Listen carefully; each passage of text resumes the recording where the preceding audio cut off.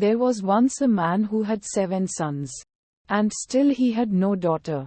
However much he wished for one. At length his wife again gave him hope of a child. And when it came into the world it was a girl. The joy was great. But the child was sickly and small.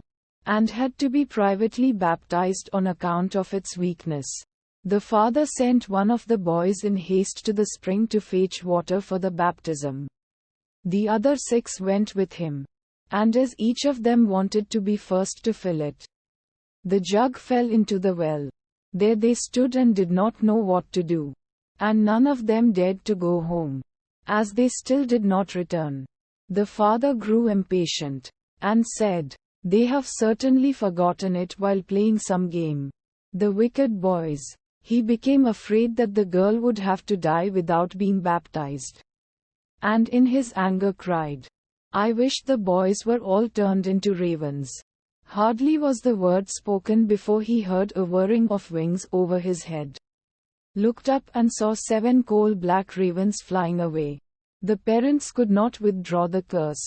And however sad they were at the loss of their 7 sons, they still to some extent comforted themselves with their dear little daughter, who soon grew strong and every day became more beautiful. For a long time she did not know that she had had brothers, for her parents were careful not to mention them before her. But one day she accidentally heard some people saying of herself that the girl was certainly beautiful, but that in reality she was to blame for the misfortune which had befallen her 7 brothers. Then she was much troubled, and went to her father and mother and asked if it was true that she had had brothers, and what had become of them.